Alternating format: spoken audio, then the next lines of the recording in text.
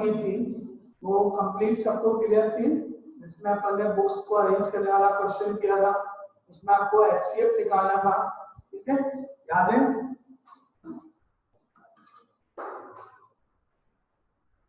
HCF निकालना था, books वाला क्वेश्चन था ना फर्स्ट चैप्टर का।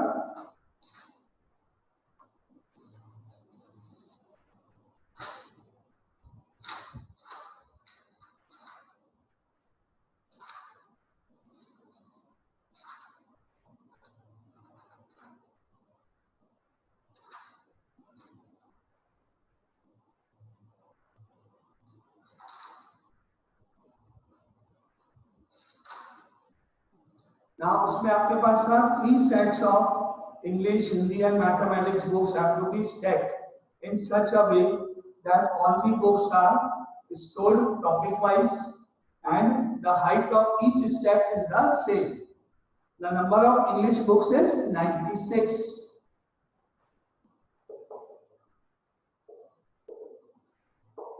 English की 96 books है. The number of Hindi books is 240.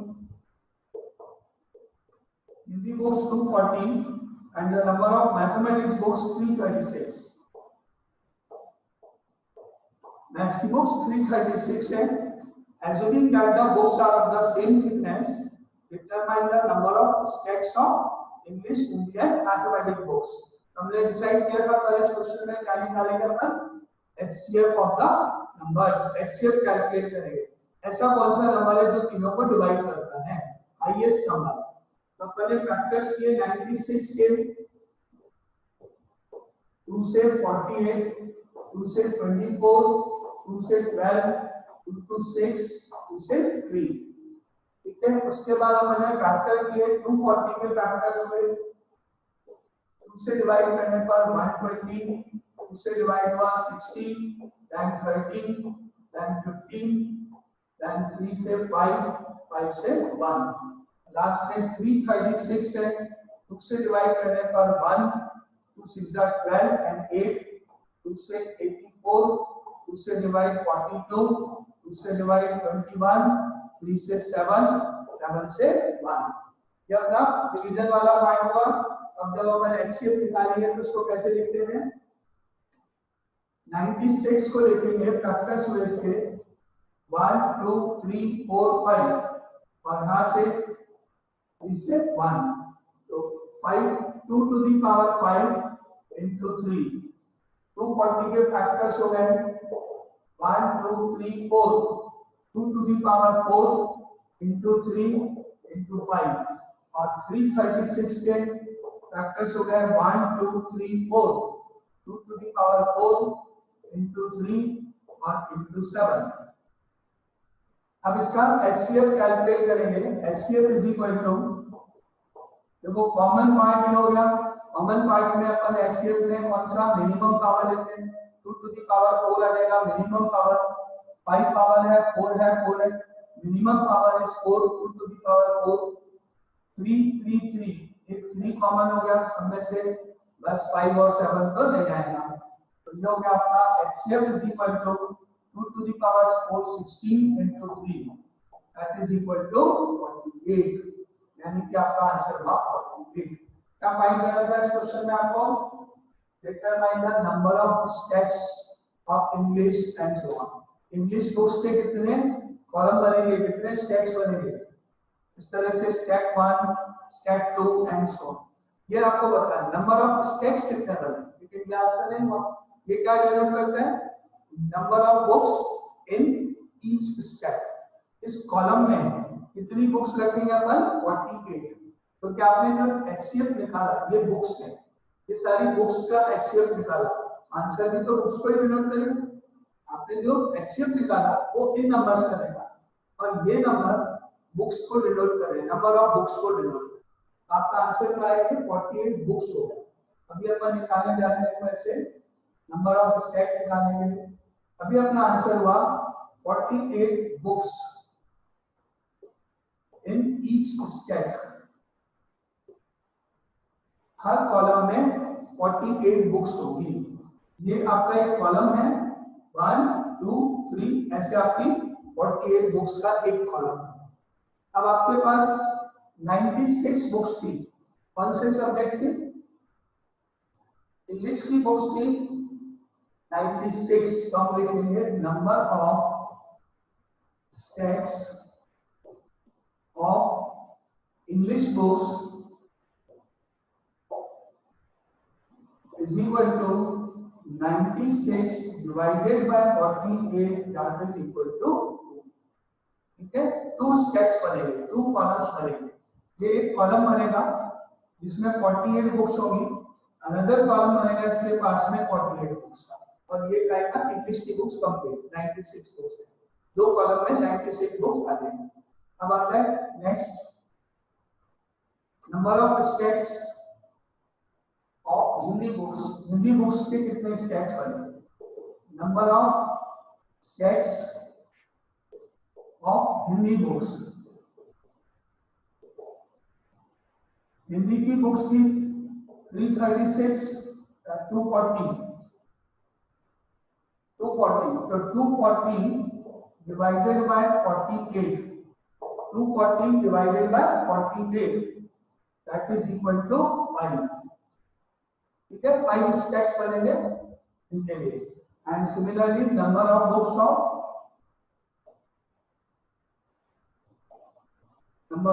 Of Hindi के बाद आता है आपके पास mathematics books, number of steps of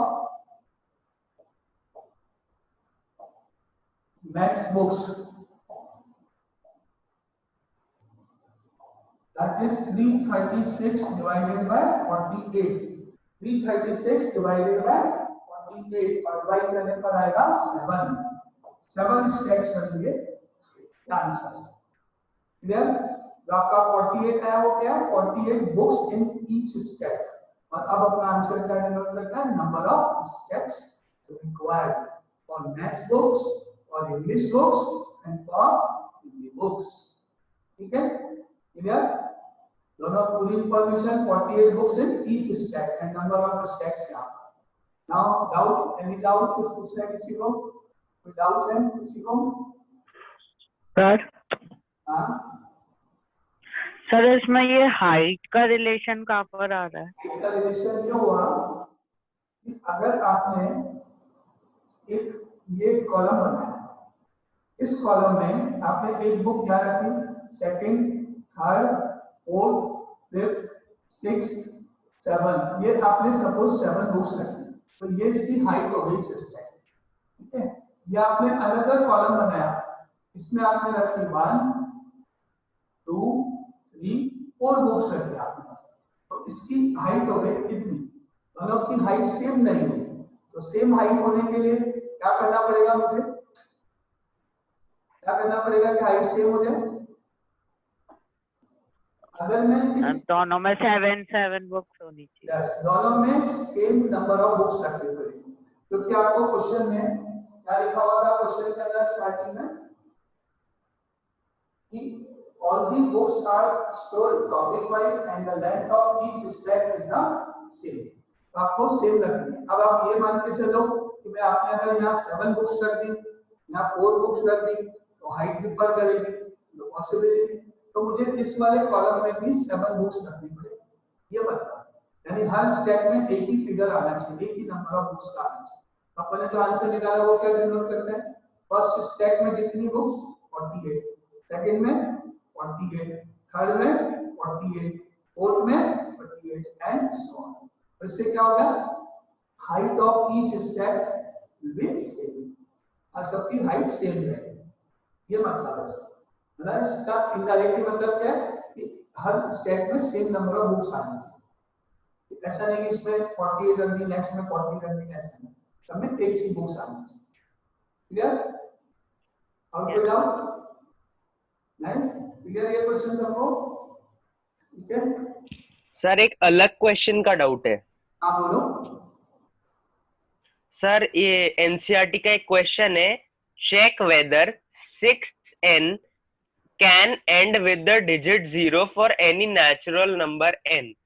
okay, ये अभी आपको मैं आगे बताता हूँ, ये क्वेश्चन करना है, मैं आपको बताता हूँ।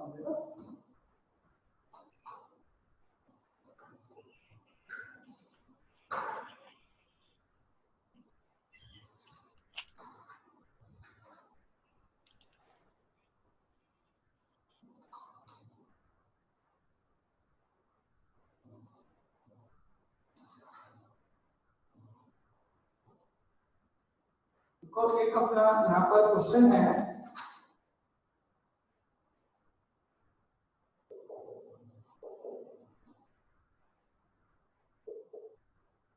show that 12 to the power n cannot end with digit 0 और 5। ये क्वेश्चन है। 12 to the power n में आप n की वैल्यू 1 2 3 रख के जब सॉल्व करोगे तो जो आंसर है वो answer can not and with digit 0 और 5। जैसे 12 to the power 1 जब मैं करूंगा तो 12 हो गया, यानी कि एंडिंग विद 2 हो गया, 0 और 5 से एंड नहीं होगा। अब चलिए बताओ कि कोई भी नंबर जिसकी लास्ट डिजिट 0 हो या 5 हो, वो नंबर कौन कैसे मालूम पड़ता है या कौन से नंबर से हमेशा डिविजिबल हो?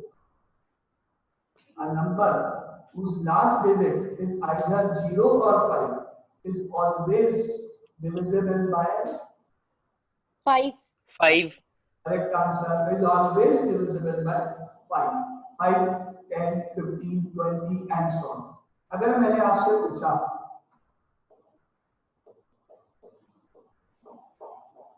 एक नंबर है, अब मैंने कहा आप मुझे सिर्फ इतना बताओ बिना डिवाइड करे कि क्या ये नंबर 5 से डिविजिबल है? No sir. No, sir. No sir. Because इसकी लास्ट डिजिट 5 और 0 नहीं है। तो मेरा क्वेश्चन है कि क्या ये नंबर 5 और से या 0 से एंड होगा? तो वो तब होगा जब मैं इसको प्राइम फैक्टर्स करके देखता हूँ। क्या करूँ? 12 के प्राइम फैक्टर्स। अगर 12 के प्राइम फैक्टर्स में 5 आ गया, 5 आ गया तो 0 और 5 से एंड होगा, क्योंकि 12 के प्राइम फैक्टर्स में 5 आने का मतलब this number is divisible by 5। अच्छा अब आप बताओ कि सपोज मैंने आपसे पूछा 2 5 0, क्या ये नंबर 5 से डिविजिबल है? Yes, sir. Yes sir. Yes, क्योंकि इसकी लास्ट डिजिट 0 है। अच्छा अब दूसरा क्वेश्चन, दूसरे शब्द में अगर मैं इसको प्राइम फैक्टर्स करूं, उसके प्राइम फैक्टराइजेशन निकालें, तो क्या उस प्राइम फैक्टराइजेशन में 5 आएगा? 5 जैसे 2 आ गया, Yes, sir. 100% आएगा। एक ही तो बात है, आपने बोला this number is always divisible by 5। Divisible by 5 मतलब डिविजिबल बाय मतलब 5 मतलब prime factorization of this number contains 5, हमेशा 5 जरूर आएगा उसके अंदर, है ना। अब आप देखो ऊपर वाले क्वेश्चन को क्या करना है। सबसे पहले अपन ने 12 के प्राइम फैक्टर्स 2 से होगा प्राइम फैक्टराइजेशन। अब अपन ने ध्यान रखना because prime factorization of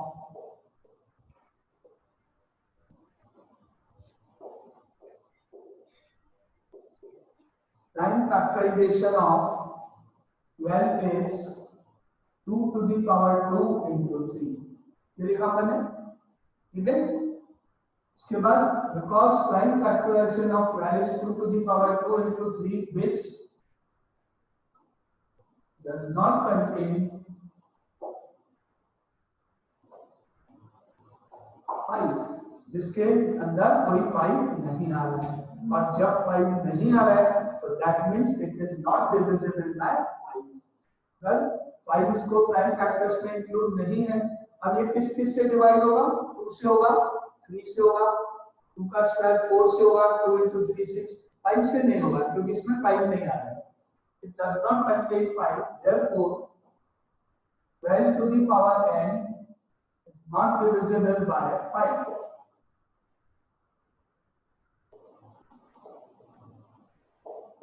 is not divisible by 5, ठीक है, इसलिए 5 से डिविजिबल नहीं होगा।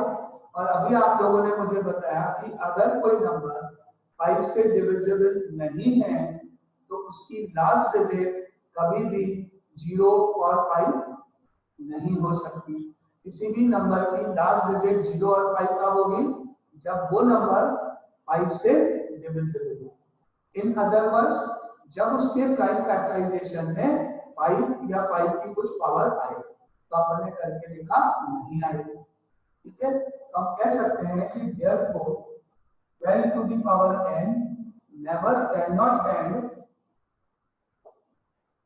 end with digit 0 और 5। ये इसका आंसर, ये इसका रीजन, ठीक है। वापिस एक बार रिपीट करता हूँ, फिर आप पूछना अगर नहीं आए तो। मैंने को ये बताया था कि 12 की पावर n की लास्ट डिजिट 0 और 5 होगी क्या नहीं, और मुझे मालूम है किसी नंबर की लास्ट डिजिट 0 और 5 होने के लिए उसके प्राइम फैक्टराइजेशन में 5 आना कंपल्सरी है, या वो 5 से डिविजिबल होना जरूरी है। 5 से डिविजिबल होना या उसके प्राइम फैक्टराइजेशन में 5 आना एक ही बात है, एक ही चीज को डिनोट करता है, वर्ड्स अलग अलग। तो मैंने क्या किया, 12 के प्राइम फैक्टर्स किए, ये चेक करने के लिए कि उसमें 5 आ रहा है कि नहीं। अगर 12 के प्राइम फैक्टर्स करने में 5 आता तो मैं कहूंगा कि it can add with the digit 0 और 5। तो मैंने जब 12 के प्राइम फैक्टराइजेशन किए तो मुझे ये मिला, इसमें 5 कहीं भी नहीं है, तो इसका मतलब it is not divisible by 5 and therefore it cannot end with the digit 0 or 5. So clear? Any doubt? Sir, कोई doubt? sir, if there, हाँ? yes sir. सर अगर कोई ऐसा नंबर है जो सिर्फ खुद से डिविजिबल हो सकता है या 1 से, तो सर लाइक 7, 13। 7, जैसे 7 नंबर आपके सामने है, जैसे आपका क्वेश्चन यहाँ पे ऐसे है, ये कहने का मतलब है show that 7 to the power n cannot end with the digit 0 or 5। अगर ये आपका क्वेश्चन है तो सेम मैथड, यस सर। 7 के अपन ये फैक्टर्स किए, 7 इज इक्वल टू 7 into 1 हो गया, ठीक है, and which does not contain, which does not contain 5, इसके प्राइम फैक्टराइजेशन में 5 अगेन नहीं आया, तो therefore it is not divisible by 5, it is not divisible by 5, and therefore 7 to the power n cannot end with 0 और 5, इसलिए कभी भी 0 और 5 से एंड नहीं हुआ। ये इसका आंसर है। और बोलो, क्लियर है? जिसने क्वेश्चन पूछा था, किसने पूछा था? सर श्रुति। हाँ, क्लियर हुआ श्रुति? ओके, और कोई? Yes sir. ओके, और कोई क्वेश्चन? और अभी 6 की पावर n पूछा था ना किसने? 6 टू द पावर n, कुछ ने? नो सर, शिवेन किसने पूछा था? शिवेन, 6 टू द पावर n?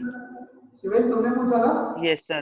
तो तुमने पूछा था कि 6 की पावर n जो नंबर है उसकी लास्ट डिजिट 0 और 5 हो सकती है कि नहीं, है ना? एक क्वेश्चन था ना तुम्हारा? Yes sir. अब देखो, यस सर। क्लियर हो गया? क्लियर हो गया? Yes sir. अब इसको मैं इसको भी कर Yes. देता हूँ। 6 टू दी पावर n के लिए भी यही होंगे। अब आप 6 टू दी पावर n को क्या करोगे? 6 के फैक्टर करोगे 2 से 3 से, तो आप क्या बोलोगे? 6 इज इक्वल टू कितना हो गया? 2 into 3, है ना? Which does not contain 5 and is not divisible by 5, ठीक है, and does not end with the digit 0 और 5, जो अपन ने लिखी है 9 बोल की कोई। अब क्लियर है? ओके, और कोई क्वेश्चन किसी को पूछना है? जरूरी जो अपन टॉपिक है, अगर आपका कोई भी और क्वेश्चन नहीं है तो भी पूछ सकते हैं।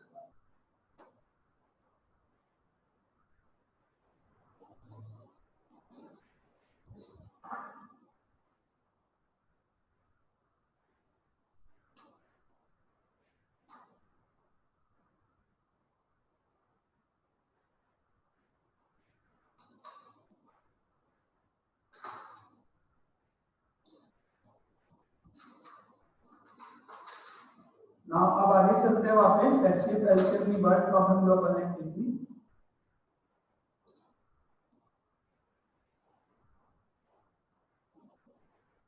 एक और एग्जांपल देखो, इन in a seminar the number of participants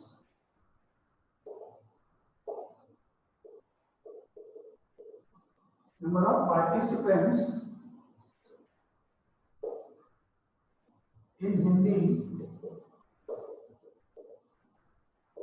Hindi is equal to 60. Hindi में हिंदी पार्टिसिपेंट्स है 60 और मैथ इंग्लिश में है 84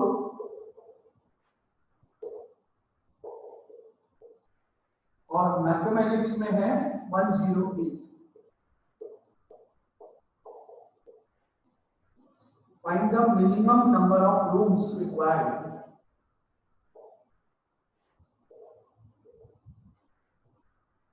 Find the minimum number of rooms required.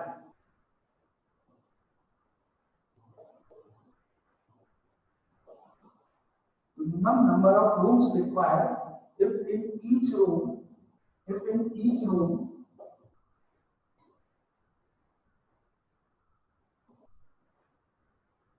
the same number of participants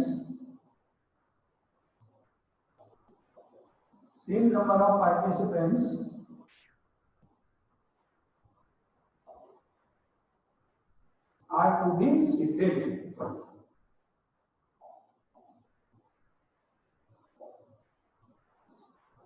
ठीक है, क्या मतलब है कि आपको कितने रूम्स की जरूरत पड़ेगी जिससे कि आप एक रूम में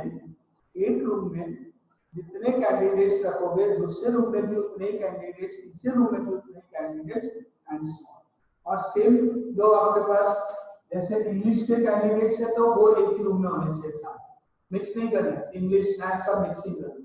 ठीक है, क्या बताना है आपको कि एक रूम में अगर इक्वल नंबर ऑफ कैंडिडेट्स अपन रखने जा रहे हैं हर रूम में तो कितने रूम्स की रिक्वायरमेंट है, कितने रूम्स चाहिए. जैसे आपने ये डिसाइड किया सपोज कि फर्स्ट रूम में 20 कैंडिडेट्स हमने अरेंज कर दिए, इनमें से 20 इस फर्स्ट रूम में आ गए, सेकंड में भी 20 हो गए, थर्ड में भी 20 हो गए, मान लेते हैं तो ये हो गए 60, फोर्थ में भी 20 हो गए आपके पास, तो हो गए 80. तो बाकी जो आपका रूम है उसमें 4 लिखना पड़ेगा, नॉट पॉसिबल, सब में इक्वल होने चाहिए. तो अब आपको क्या चाहिए, एक ऐसा नंबर जो इसको डिवाइड करे, इसको भी डिवाइड करे, दोनों को डिवाइड करे, ऊपर वाले नंबर को भी डिवाइड करे, जिससे 60 को मैं इक्वल पार्ट्स में डिवाइड कर सकूं. तो आपको निकालना है एचसीएफ और एलसीएम में से क्या वैल्यू वो आप डिसाइड करो. मेरे को क्या निकालना है, ऐसा नंबर जो तीनों को डिवाइड करता है, दैट मींस एचसीएफ. मेरे को निकालना है एचसीएफ करेक्ट. और मैं आपसे पूछूंगी मुझे निकालना है ऐसा कौन सा नंबर है जो इन तीनों का मल्टीपल हो, वो एचसीएफ. मैं क्या बोल रहा हूँ, एक ऐसा नंबर बताओ जो तीनों को डिवाइड करता है. 60 को भी जैसे मैंने 10 ले लिया, 60 को 10 डिवाइड कर देगा, 6 रूम्स हो जाएंगे आपके पास, लेकिन 84 को नहीं करेगा, थोड़ा हो जाएगा. तो क्या निकालना है मुझे, एचसीएफ. इन तीनों नंबर्स का एचसीएफ कैलकुलेट करना. ठीक है, ऐसे डिसाइड करते हैं, लैंग्वेज पढ़ के समझते हैं कि आप एचसीएफ निकालोगे या एलसीएम. तो हमने एचसीएफ कैलकुलेट किया, 60 के फैक्टर्स लिए 2 से 30, 2 से 15, 3 से 5, 5 से 1. 84 के फैक्टर्स हो गए, 2 से किया 42, 2 से 21, 3 से 7, 7 से 1. 108 के फैक्टर्स हुए, 2 5 are 4, 2 से 27, 3 9 are 3 3 are and 3 1. ये फैक्टर्स करें अपने. अब यहाँ लिखा अपने 60 is equal to 1 to 2 की पावर 2 into 3 into 5. और यहाँ लिखा इसके नीचे 84 is equal to 1 to 2 to the power 2 into 3 into 7. और यह आएगा 108 is equal to 2 to the power 2, 3 to the power 3. अब इनका एचसीएफ हुआ आपके पास 2 में से तो सेम पावर 2 की पावर 2, 3 में मिनिमम पावर 1 है, 3 है, तो मिनिमम पावर. तो that is equal to 2 की पावर 2 4 into 3 12. क्या अपना आंसर क्या हुआ 12 रूम्स। कितने रूम्स है आपको 12 नहीं, क्योंकि आपने एलसीएम किसका निकाला, रूम्स का तो नहीं निकाला, एलसीएम आपने निकाला है पार्टिसिपेंट्स का। ये सारे पार्टिसिपेंट्स है, यानी आपको क्या मिला, अब आंसर मिला 12 पार्टिसिपेंट्स इन ईच रूम। आप अरेंज कैसे करोगे पार्टिसिपेंट्स को, एक रूम में 12 पार्टिसिपेंट, हर रूम में 12 पार्टिसिपेंट्स। नंबर ऑफ रूम्स है, क्या पूछा था क्वेश्चन में, find the number of rooms, find the number of rooms required. आपका आंसर है 12, 12 का डिनोट करता है। नाउ आंसर हो therefore 12 participants in each room। कितने participants 12 participants in each room. अब आप 60 को इंडिविजुअल डिवाइड करना है, इंडिविजुअल डिवाइड कर लो। देखो number of rooms for Hindi, number of rooms इन हिंदी, हिंदी के पार्टिसिपेंट्स को अरेंज करने के लिए मतलब शॉर्ट में मैंने लिखा number of rooms for Hindi participants, that is 60 divided by 12 is equal to 5 rooms। 5 rooms की रिक्वायरमेंट होगी हर रूम में, मल्टीप्लाई करेंगे तो number of rooms required for English, number of rooms for English is equal to 84 divided by 12 is equal to 7, and number of rooms for maths, number of rooms for maths candidates 108 divided by 12 is equal to 9। ठीक है, अब total rooms के लिए तीनों को आप add कर दो, तीनों को ऐड करने पर आंसर आ जाएगा आपका टोटल रूम्स रिक्वायर्ड।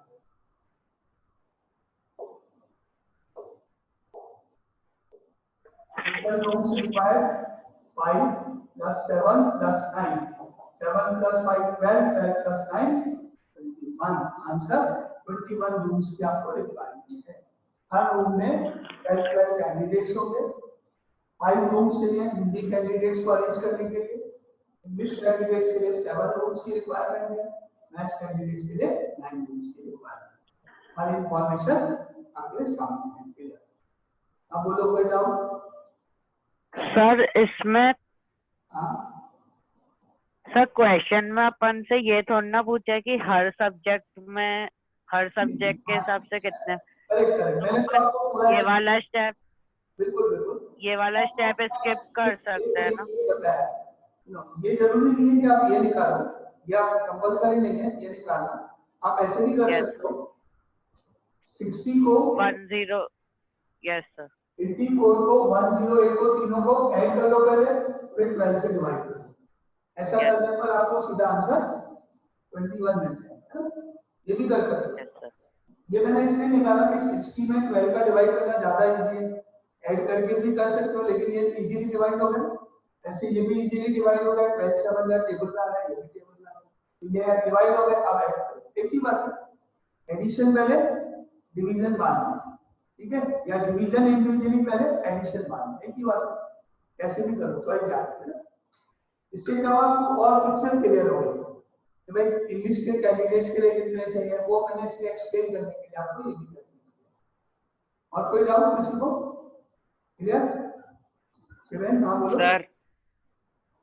सर अपन को कैसे पता पड़ा कि जो number of participants in each room है वो HCF है, वो ऐसे HCF से निकलेगा। देखो मेरे पास 60 कैंडिडेट्स हैं, है ना, और 84 कैंडिडेट्स हैं, 108 कैंडिडेट्स।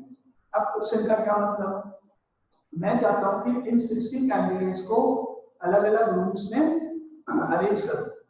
एक क्वेश्चन है ना, 60 कैंडिडेट्स को अलग-अलग रूम्स में अरेंज करो। जैसे मैंने इस रूम में 10 कैंडिडेट्स रखे, नेक्स्ट में भी 10 आएंगे, इस तरह से मैंने 60 को अरेंज कर दिया। तो मतलब मैंने क्या किया, हर रूम में 10 कैंडिडेट्स रखे। दैट मींस 10 जो मैंने आंसर अभी एज्यूम किया था, वो एक ऐसा नंबर हो गया जो 60 को कंप्लीटली डिवाइड।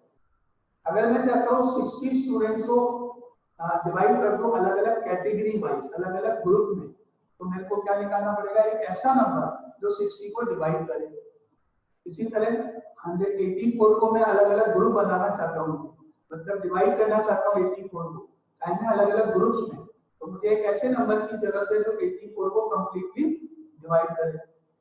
और 108 को भी मैं ग्रुप बना रहा हूँ, तो ऐसा नंबर चाहिए जो 108 को भी कंप्लीटली डिवाइड करे। तो ऐसा नंबर जो कंप्लीटली डिवाइड करता है that is called HCF. LCM तो मल्टीपल होता है, एलसीएम क्या होता है, मल्टीपल ऑफ द नंबर। 60 का मल्टीपल 120 हो गया या 180 हो गया, that is called multiple of 60।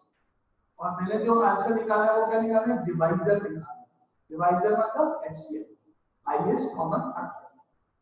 60 को क्या करना है आपको, मल्टीपल तो नहीं करना है, 120 तो नहीं करना है, ऐसा नंबर चाहिए तो 60 को डिवाइड करें, इससे आप उतने कैंडिडेट्स एक ग्रुप में लगाएं।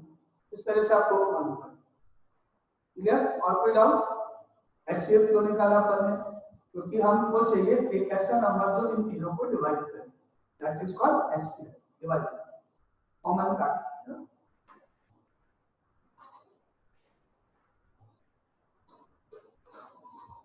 तो इस क्वेश्चन का आंसर आ गया आपका, नंबर ऑफ ग्रुप्स डिवाइड कितने हैं, ये वर्ड प्रॉब्लम हुई एक और आपकी।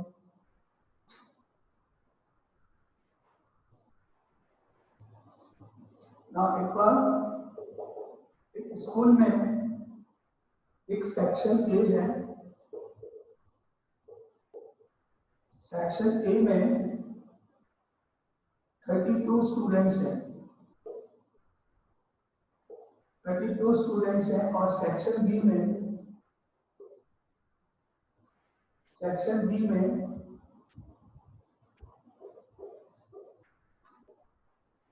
36 स्टूडेंट्स हैं।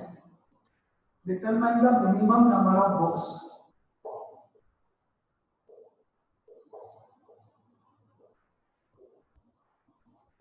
Minimum number of books,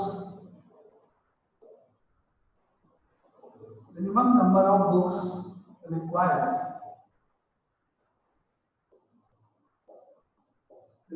for their class library. So the number of books required so that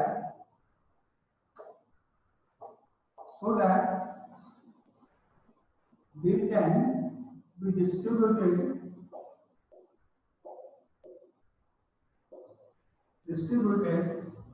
equally among students of section A or section B.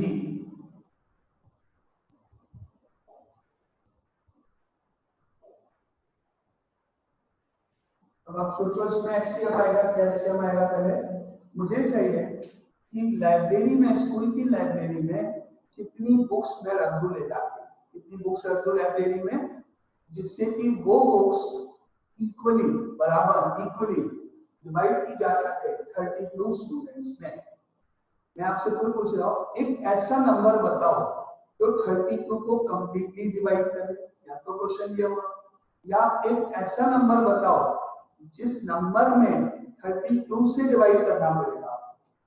तो आपको एक तो होता है क्वेश्चन ऐसा, 32 डिवाइडेड बाय सम नंबर, एक होता है सम नंबर डिवाइडेड बाय 32।